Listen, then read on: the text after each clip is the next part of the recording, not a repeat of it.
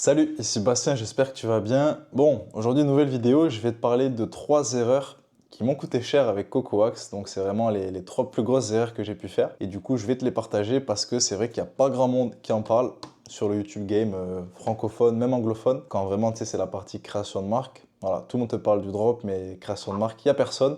Et ces erreurs-là, moi, elles m'ont coûté cher et j'ai pas envie qu'il t'arrive la même chose. Donc c'est parti. Moi, tu sais, je vends ce kit de cire là. Là, tu vois, j'en profite. J'étais à la mer tout à l'heure. On a fait des photos justement avec ce kit là et différents produits. Et du coup, moi, ma première erreur qui m'a coûté un petit peu plus de 10 000 euros, c'était la suivante. Donc, j'avais mon inventaire en Chine et je me suis dit, bon, mais CocoWax, ça marche bien. On a des commandes de plus en plus tous les mois. Le projet plaît. La marque grandit, donc c'est cool. Maintenant, je veux passer au step supérieur et je veux livrer du coup mes clients en 24-48 heures. Et pour ça, je voulais transférer mon stock qui était de Chine à l'Allemagne, là où je vends actuellement. Donc, c'est ce que j'ai voulu faire, sauf que j'ai voulu le faire moi-même. Foncer tête baissée. Je me suis dit, voilà, on va lancer une petite prod de 500 kits, donc 250 kits roses et 250 kits noirs, de Chine en Allemagne, en bateau, donc par voie maritime, pour avoir un stock en Allemagne. Et une fois que c'est réceptionné, je pourrais livrer mes clients en 24-48 heures, ce qui est, tu vois, un gage de qualité. De nos jours, les clients, ils veulent les commandes rapidement. Donc je me suis dit, ok, le projet marche, je peux me permettre de faire ça. J'ai le budget, je sais que ça fonctionne, let's go. Sauf que c'est pas aussi simple que ça d'importer du stock. Il y a des papiers, il y a des conditions à régler. Tout ce qui est en général les produits beauté, il faut faire très attention à quel ingrédient il y a à l'intérieur. Et moi, tu vois, je savais pas tout ça. Moi, pour moi, c'était peu importe le produit que tu avais, bam, tu lances une production, tu l'envoies par bateau en un mois et c'est réceptionné, tu vois, de l'autre côté en Europe. Donc je pensais que c'était aussi simple que ça, mais en fait pas du tout. Puisque moi, mes colis sont restés bloqués à la douane pendant plusieurs semaines, plusieurs mois. Et c'était une étape qui était vraiment relou. Enfin, la douane, tu vois, ça rigole zéro. Surtout quand c'est des produits en général qui sont consommables, tu vois, qui s'appliquent sur la peau. Bon, si tu vends des vêtements, en général, t'es tranquille.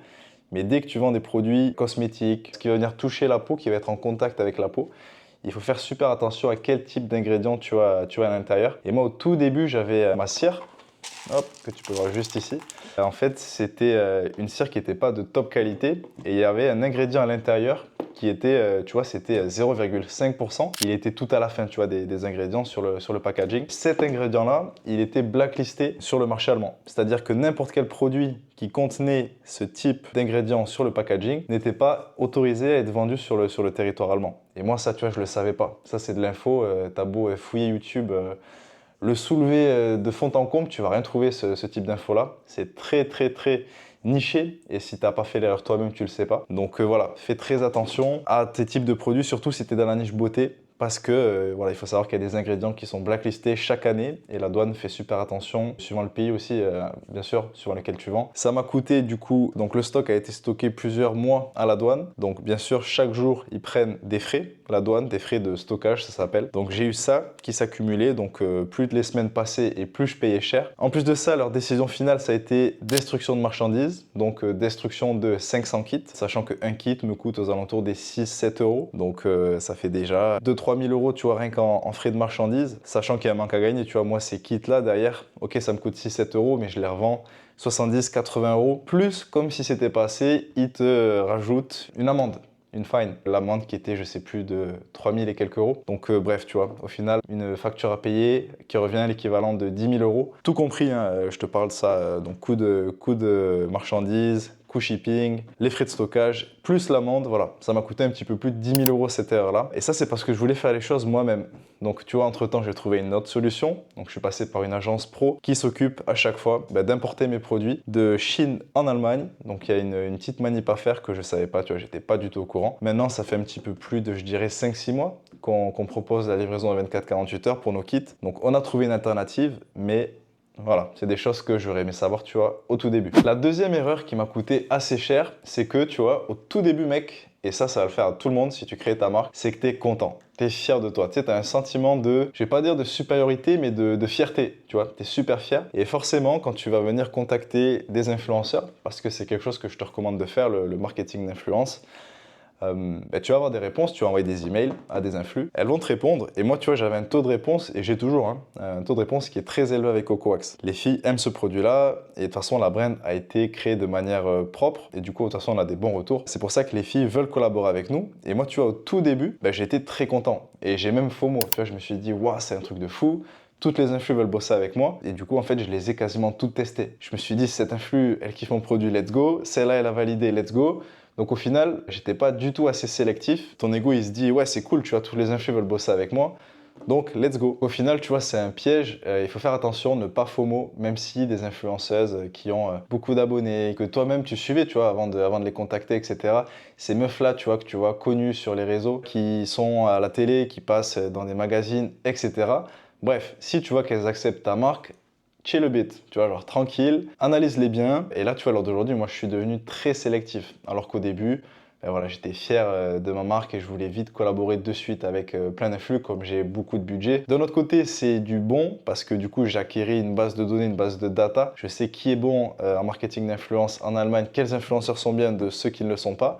Mais de l'autre, ça m'a coûté pas mal d'argent puisque j'ai crash test beaucoup d'influx, dont une grande partie qui n'était pas bien, tu vois, enfin, du moins qui n'était pas rentable. Toi, si tu n'as pas énormément de budget au début, sois très sélectif dès le départ avec tes influenceurs. Ça va te permettre vraiment de maximiser tes bénéfices, tout simplement, et de ne pas mettre de l'argent à la poubelle sur des influx qui ne qui ne sont pas rentables. Et la troisième erreur que j'ai pu faire du coup avec ma marque, c'est en termes de trésorerie.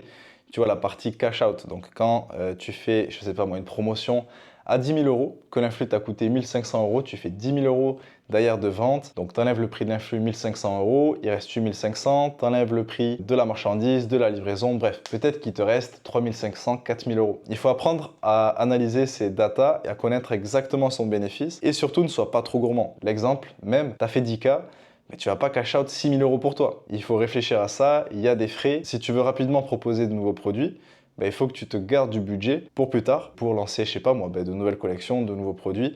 Donc c'est bien, tu vois, de se récompenser, de se faire plaisir avec le travail que tu as fait avec ta brand. C'est même nécessaire, tu ne travailles pas point. Mais il y a un juste milieu. Et moi, tu vois, les mois où je faisais 40, 50K avec ma copine, voilà, on faisait des cash out à 8, 7K chacun.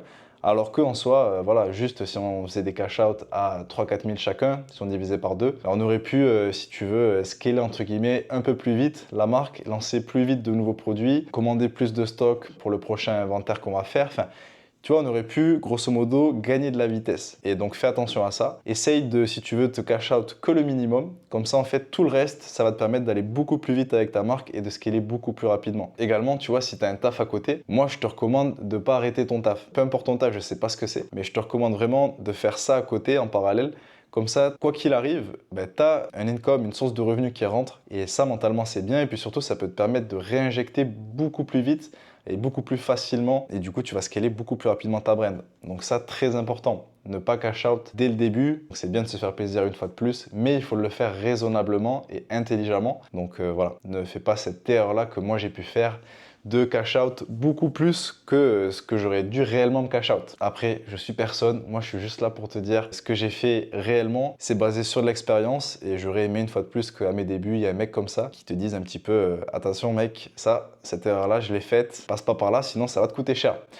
Donc c'était tout, n'hésite pas comme d'hab à drop un like si cette vidéo t'a plu. N'hésite pas à mettre un petit commentaire, je fais en sorte de toute façon de répondre à chacun des commentaires. En général ils sont tous pertinents, tous bienveillants, donc merci à vous, on est de plus en plus nombreux sur cette chaîne. C'est un plaisir pour moi de vous partager à chaque fois un max de value. Je te laisse ici, prends soin de toi, c'était Bastien et je te dis à la prochaine.